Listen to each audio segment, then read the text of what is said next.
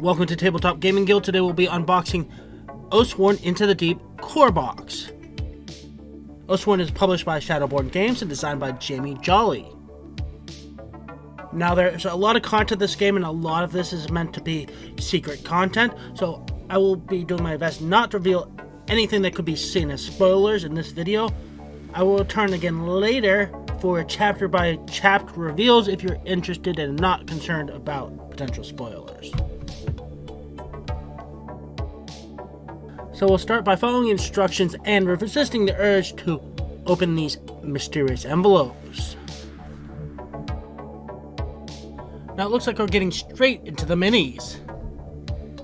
Now these are interesting minis in that they have interchangeable parts.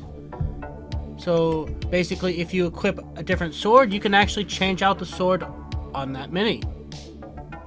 And don't worry, these are all player character minis and allies, so these are all things you get at the very start of the game. There are no spoilers here. All the big cool boss minis are in a separate box that will not be in this video. These look like the allies you start the game with, so basically some mercenaries you can have join your team. These minis are pretty detailed, especially considering these ones represent the generic characters.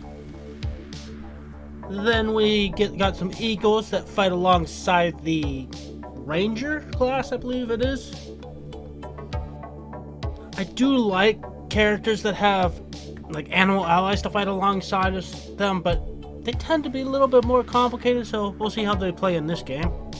And these are like fungal spores that fight alongside what is the equivalent of a druid class.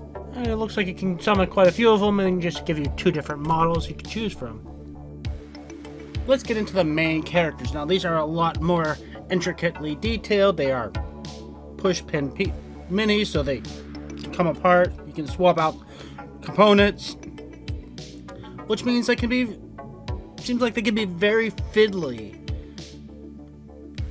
You know, I'd be very tempted to glue these together to keep them from popping off accidentally, but then you can't swap out the components anymore. To be honest, as far as the game goes, I don't care that much about being able to swap out the components, but these components are nice enough I could take them beyond this game, so I could actually use these in other RPG games. And you know, I might want it to actually look more like my specific character design, so I can kind of customize these minis a little bit to make them more functional beyond just this game. As far as character design, they do give you a wide variety of characters to choose from. Some of them fall under the standard archetypes of rogue, fighter, barbarian, that so forth, but other ones are like small twists on that concept. This barbarian and the warden would look amazing with some paint to bring out the details, especially on that shoulder pauldron. A little gold on the warden's medallion. This would be so nice to paint. Well, that's it for the small character minis. We'll continue on with the board. Now bear in mind this game is played in two halves. The first half is going to be played on a map, which would be in one of those secret envelopes. And then the second half is going to be the encounter with the big bad, which is going to happen on these boards. Nice simple design for the board. Not a lot of detail in that because each scenario you're going to have a different setup, so a lot of the detail on the map is actually going to be from terrain features that you're adding to it.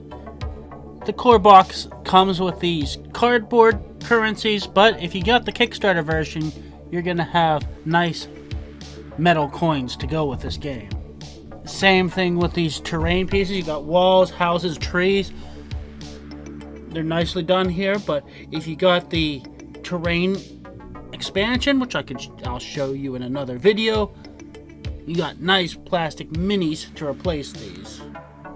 Card trays, I like how the lid is also indented so it can function as a organized discard pile. time trackers for the first half of the game, so it's basically during the RPG element where you're interacting with the town and the people, and this is tracking how long you spend, so various things that happen if you spend too much time exploring and conversing. There's a bunch of different ones of those, but don't want to show you them all because they are scenario specific.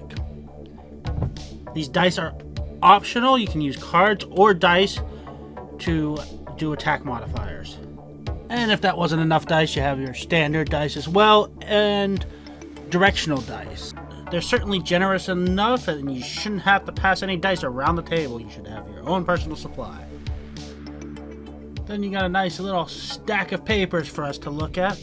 The first one is a team tracker, so you're leveling up your company, is the term they use in this game, and tracking your successes and failures. Extra baggies are always nice.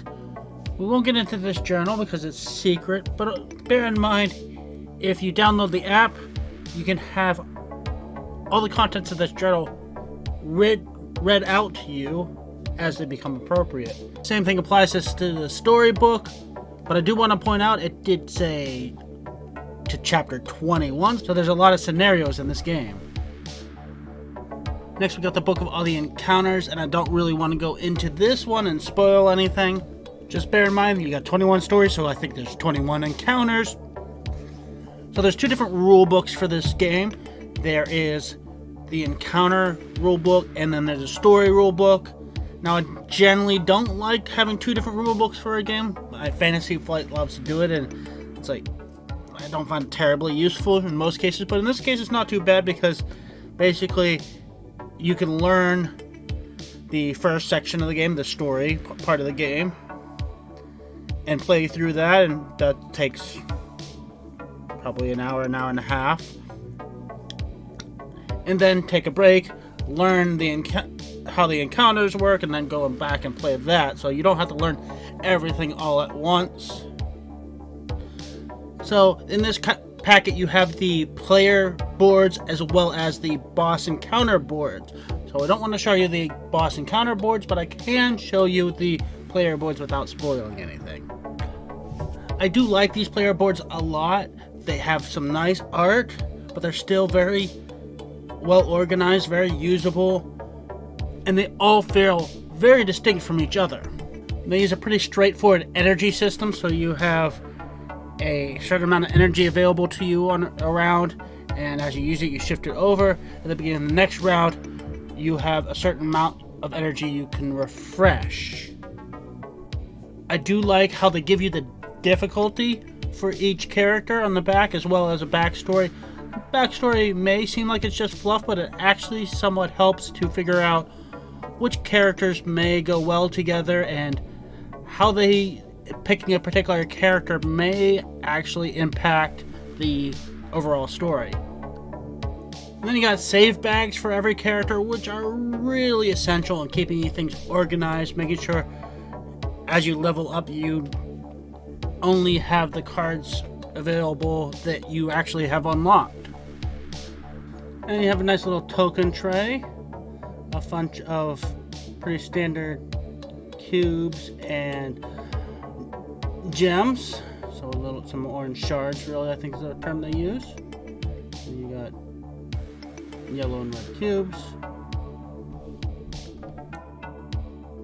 And then you got 4 trays for cards that contain your character decks. And I'll look at some of these character decks.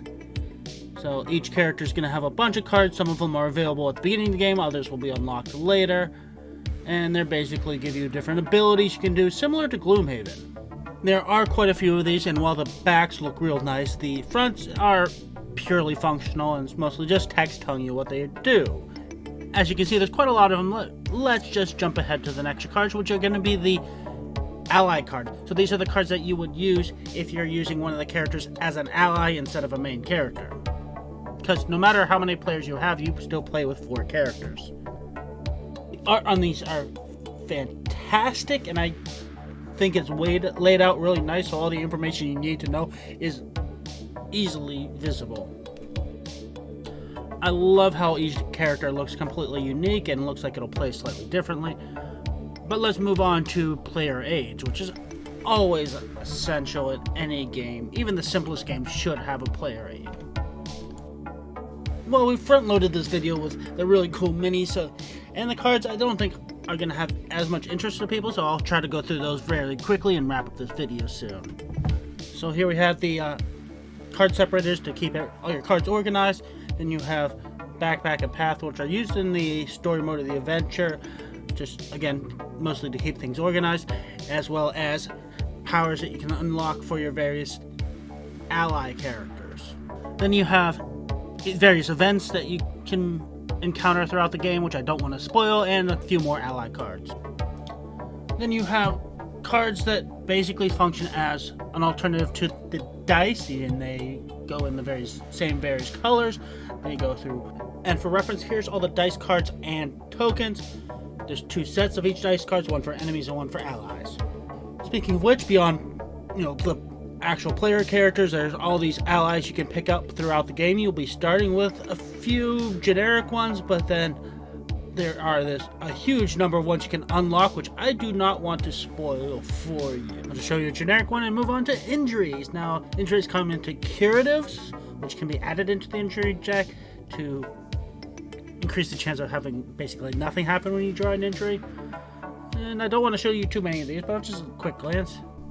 Then there's a ton of common items that are broken down by chapters basically, and they get cooler as you go, but I'll just show you some of the starting items.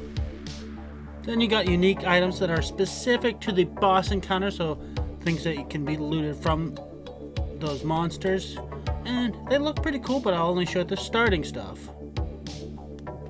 Then you have a whole bunch of encounter cards that are attached to the bosses, and these are a major spoiler to show you, so I'll just go over the fact that they have 3 stages for each monster.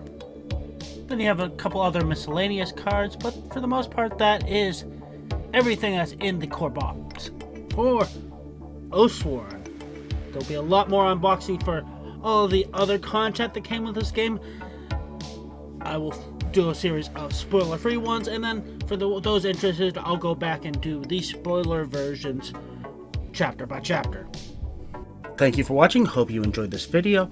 Don't forget to check us out on other social media such as Instagram and Facebook, and don't forget to like and subscribe.